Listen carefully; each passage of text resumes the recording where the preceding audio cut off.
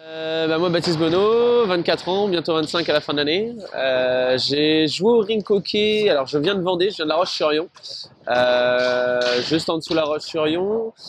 J'ai commencé le rink hockey parce qu'en fait, mon frère jouait au rink hockey également. Il jouait au poste de gardien. Il a commencé jusqu'à mes 12 ans. J'étais pas très sport. J'avais touché un peu à la course en roller, mais j'avais fait une séance, ça m'avait pas plu.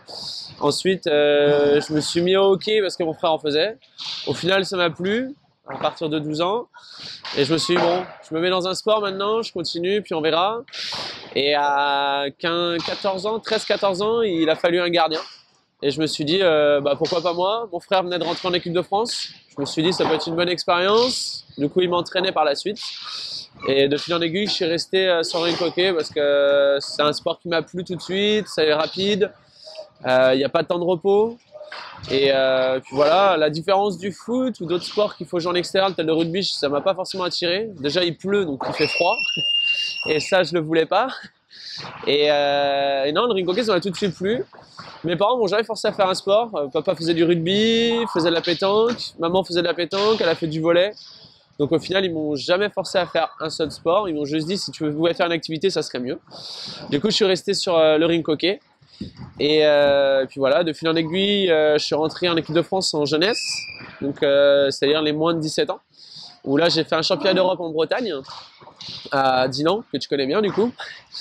Et bonne expérience, j'étais pas le gardien titulaire, mais bonne expérience quand même. Premier grand souvenir internationaux avec des joueurs qui ont maintenant des renoms dans le monde du hockey au niveau international. Après les 3 autres années, donc je suis rentré en U17-2, donc les deuxième année des moins de 17 ans. J'ai fait troisième gardien les 2 premières années de junior, donc ce qu'on appelle les juniors, c'est moins de 20 ans. Où là, pareil, j'étais troisième gardien, donc à différence d'un sport comme le foot, on n'emmène pas les 3 gardiens sur les compétitions, on n'emmène que les 2 qui vont jouer. Donc du coup, je suis resté chez moi, un peu frustré, mais bon, c'est la loi du sport aussi. Et la 3e année U20, j'étais gardien titulaire au championnat d'Europe à Saint-Omer, donc à côté de Lille. Où là, pareil, on finit 3e. Donc en jeunesse, on avait fini 3e. Et à Lille, on finit 3e également. Donc à Saint-Omer, on finit 3e. Très très bonne expérience. Avec une petite anecdote sur la finale, contre l'Allemagne. La petite finale contre l'Allemagne, l'entraîneur allemand fait une crise cardiaque, fait 5 crises cardiaques durant le match. Et donc du coup, on a arrêté sur le score de parité 3-3. Et on a été déclaré vainqueur. Mais non, on gagnait 3-2 même. Et on est déclaré vainqueur. Mais au final, nous, on a fait une demande pour qu'on soit tous 3e. Par rapport à ce qui s'était passé. Et on garde de très bons contacts avec les joueurs qu'on a pu rencontrer durant cet événement. En parallèle de club, donc j'ai fait à La Roche-sur-Yon. J'ai commencé, donc jeunesse junior, j'étais à La Roche, étant petit j'étais à La Roche, puis juste après les juniors, je suis parti, alors juste avant la dernière année junior, je suis parti à Biarritz, où j'ai passé 1 an en tant que gardien N1 titulaire là-bas, donc le plus haut niveau national, où c'était mes premiers matchs, parce qu'avant je jouais en N2 avec mon grand frère qui avait été également en équipe de France, donc je jouais pas très bien, enfin je jouais très peu on va dire. Et donc à Biarritz je suis parti pour les études et surtout pour le hockey. Et là-bas, j'ai découvert une superbe ville, un super groupe et un groupe qui m'a fait découvrir le haut niveau, qui m'a fait devenir ce que je suis maintenant. Et l'année suivante, donc ma dernière année junior, je suis revenu au Nantes pour mes études et également pour jouer au hockey. Donc là, je suis redescendu d'un niveau, je suis parti en National 2 sur un projet à 3 ans, donc sur long terme de monter en N1. Au bout de 3 ans, on est monté et maintenant ça fait 2 ans, maintenant on est sur la 3e année où on est en N1 à Nantes et que de bonnes choses. Les dernières finalistes de Coupe de France, on perd en finale contre Saint-Omer. On joue la Coupe d'Europe cette année, c'était notre première expérience européenne depuis plus de 10 ans, donc c'était vraiment intéressant. Donc que de bons souvenirs depuis tout ce temps avec un parcours pas forcément atypique, mais pas forcément non plus habituel dans le monde du hockey. Alors le poste de gardien, ça m'est venu de mon grand frère. Donc j'ai 2 frères, j'ai Quentin, mon grand frère, et Axel. On est tous devenus gardiens. Donc Quentin, ça a été le premier. Pourquoi il a décidé de gardien du jour au lendemain, on ne sait pas, il a voulu être gardien. Moi j'avais commencé jouer à l'école de patinage. Et en fait, je m'ennuyais un petit peu, c'était pas forcément... le sport en soi me plaisait pas. Et quand je suis revenu, je me suis dit, comme je l'ai dit auparavant, il fallait un gardien. Je me suis dit, pourquoi pas moi? Donc je m'y suis mis. Et puis le fait que mon grand frère rentre en équipe de France en tant que gardien, ça aidait. Et j'ai voulu faire ce poste. Et au final, j'ai trouvé quelque chose d'intéressant parce que j'avais quand même une très bonne équipe autour de moi. Ce qui fait que les week-ends, c'était pas vraiment le fun, il n'y avait pas beaucoup d'action. Mais dans la semaine, pendant les entraînements, on avait deux entraînements pour des jeunes. où voilà, on avait des actions, j'avais des joueurs compétents. Et puis mon grand frère m'entraînant, ça m'a motivé à continuer. Et par la suite, du coup, c'est moi qui ai entraîné mon petit frère. Et voilà, on est tous devenus gardiens, on est tous passés par l'équipe de France. Et on va dire que c'est pas une institution familiale parce qu'au final, mes parents n'ont jamais fait n'ont jamais fait de rink hockey, mais au final, nous trois, ça nous a plu et on a continué. Donc maintenant, mon grand frère a arrêté parce qu'il s'est blessé et voilà, ça prenait beaucoup de temps. Il est devenu père de famille, mais mon petit frère continue à jouer. Et on est tous les deux gardiens et on a cette passion justement d'aller chercher la balle, de défendre le but parce qu'au final, certes, on se souvient de l'attaquant, du but qu'il va mettre, mais le gardien est honnêtement autant important que le mec qui marque le but. Pardon. Alors déjà pour être gardien au hockey, ça peut paraître bizarre, mais il faut savoir patiner, même très bien patiner. Il faut savoir patiner debout et accroupi, parce que c'est un sport qui va très vite.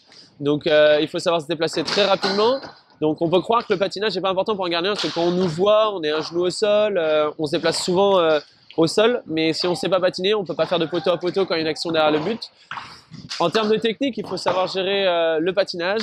Il faut savoir gérer ses réflexes au niveau des bras, comme un peu un gardien de hand peut le faire.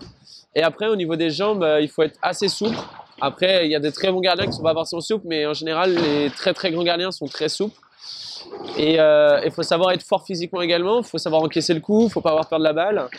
C'est comme c'est un sport rapide, je dirais que ça s'apparente un peu au hand, où la balle va très vite. Il ne faut pas avoir peur de la balle, il ne faut pas avoir peur du contact. On voit des fois les gardiens de hand qui prennent des balles à 1,2 m sur des joueurs qui tirent très fort, comme des mecs comme Nicolas Karabatic ou d'autres joueurs. Non, il faut être très très fort physiquement et il faut avoir de très bons réflexes. Après, pour moi, le gardien va prendre plusieurs techniques. Le gardien de rink hockey va avoir ses propres techniques, mais va pouvoir s'aider de différents sports. Il y a le hand, il y a le foot également sur les parties techniques, savoir placer ses défenseurs, que ce soit sur un mur, par exemple quand il y a un coup franc ou des choses comme ça. Le hockey sur glace sur les techniques de déplacement et sur leur souplesse. Et je pense que tous les sports où il y a un gardien, on a besoin de savoir ces techniques. Après, pour le rink hockey, pour moi, la plus importante restera le patinage et savoir se repérer dans son but. C'est un tout petit but, mais justement, le moindre mouvement doit être calculé, doit être millimétré pour pas justement être déplacé entre la balle et le but. Alors, le rink hockey évolue. Moi, quand j'ai commencé, c'était souvent la même chose, un peu de physique accroupie, après beaucoup d'entraînement avec les joueurs. Mais quand c'était physique, c'était tout la même chose. On mettait des plots, on répétait nos gammes de mouvements. Et du coup, on stigmatisait, formatait un peu le gardien à faire tel mouvement, à telle action. Maintenant, avec l'arrivée d'étrangers dans le championnat, avec les évolutions de jeu et les règles aussi qui évoluent, le sport doit être beaucoup plus spontané, le gardien doit faire des arrêts réflexes, donc ça change totalement. Nous à Nantes, on a la chance en N1 d'avoir un staff complet avec un préparateur physique, un entraîneur, un intendant qui nous suit, qui nous coach quand malheureusement l'entraîneur ne peut pas nous suivre, et également un entraîneur gardien. Et où là on est beaucoup plus sur en tant que gardien avec Benoît Ogdet du coup qui est notre entraîneur gardien, on est beaucoup plus sur le jeu et l'échange. Donc le lundi, on va plutôt être sur un entraînement parti avec les joueurs général, parce qu'on a joué le samedi, donc on se retrouve tous ensemble, on débriefe un peu de ce qui s'est passé le week-end et on prépare le match suivant. Le mercredi, sur 2 entraînements, on a 1 heure avec Benoît, justement notre entraîneur, où là on va plutôt faire des jeux pour travailler les réflexes. Et en début d'année, on va plutôt travailler le physique, jusqu'à peu près on reprend juillet, donc on arrête en juin, donc on reprend en août. Donc août, septembre, octobre, on va plutôt être sur des parties physiques et techniques, où on va vraiment retrouver ces petits réflexes de placement, ce petit travail physique. Et à partir d'octobre jusqu'à la fin de saison, on va plutôt travailler sur des jeux, mais des jeux qui vont nous faire travailler soit des réflexes, qui vont nous faire travailler notre attention, notre vigilance sur certaines actions. Et la dernière heure, du coup, le mercredi, on travaille avec les joueurs, où là, on met des systèmes en place, les gens mettent des systèmes en place, et nous, du coup, on doit travailler les phases de jeu. Et le jeudi, on se retrouve 1h30 avec tout le monde pour, pareil, travailler les phases de jeu et la défense qu'on va mettre en place le samedi, pour que le samedi on puisse jouer. Et le mardi, c'est plus une partie physique, où là on est vraiment chez notre préparateur physique, dans sa salle perso. Et là on va travailler tout ce qui est coordination, travail du haut de corps, tonicité, dynamisme, toutes les bases importantes pour un joueur et un gardien de hockey, de rink hockey. Et à côté, je fais la musculation pour le hockey, parce que du coup on doit essayer d'avoir un physique assez important pour encaisser une saison complète, encaisser tous les matchs. Nous, gardiens, en plus, encaisser les balles. Donc j'essaie de faire beaucoup de musculation, j'y vais 2 à 3 fois semaine et en plus je fais un peu de course à pied de temps en temps. Malheureusement, après nous, on est amateurs, on n'a pas toutes les infrastructures pour justement faire des activités annexes. Pour le travail, les études pour certains, c'est pas toujours facile. Moi, je sais que je suis adepte quand même de la muscu et de la course à pied à côté. Et voilà, je trouve que c'est déjà un bon complément. Mais c'est sûr que travailler des réflexes, comme par exemple sur le squat, le sport de raquette, où faut avancer, reculer, aller chercher en haut, aller chercher en bas, et des choses comme ça, bah, c'est intéressant. Par exemple, je sais que l'été, des fois, je fais un peu de squat. Et je trouve ça vachement intéressant d'être dynamique au moment où bah, faut lire la lecture, faut savoir lire la trajectoire de la balle, faut savoir aussi lire dans le jeu de l'adversaire. Donc moi, je pense que les sports de raquette peuvent être un bon compromis. Et après, tous les sports en règle générale, ça peut être utile. Comme je dis, foot, qu'on soit joueur ou gardien, on peut comprendre un peu les lectures de jeu, des choses comme ça. Donc après, pour moi, il ne faut pas se brider à des sports. Si on peut en faire un petit peu à côté, c'est intéressant.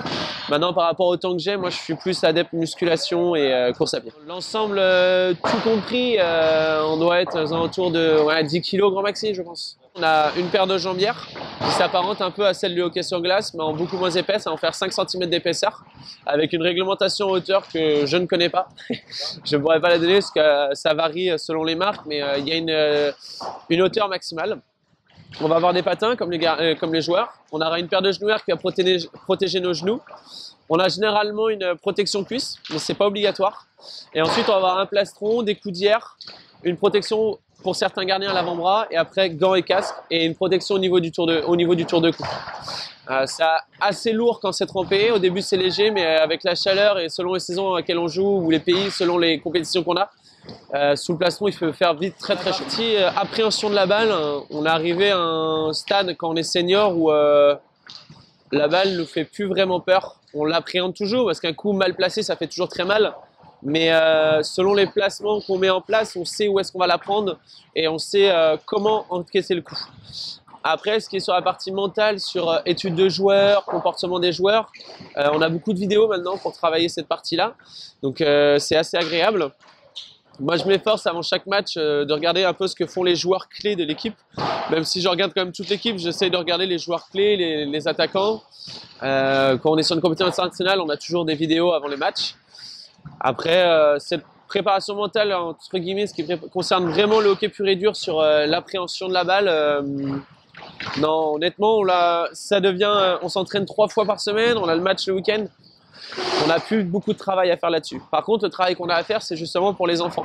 Quand on entraîne les petits, quand on les entraîne, il faut leur expliquer que voilà, la balle, ça fait pas mal, que si justement ils savent comment se placer et qu'ils vont au contact de la balle, c'est eux qui feront mal à la balle, entre guillemets, c'est pas eux qui vont se faire mal. C'est-à-dire que si le gardien, le petit, va avoir peur de la balle et reculer, c'est là où il va se faire mal, là où il va mal la prendre. Alors que si on lui dit avance-toi, fais telle position, mets-toi de telle façon pour pas te faire mal, là il va comprendre que la balle ne lui fera pas mal. Alors au début on commence avec des balles de tennis, avec des petits jeux, puis au fur et à mesure les joueurs vont venir sur les gardiens et ils vont comprendre que la balle au final ne fait pas si mal que ça.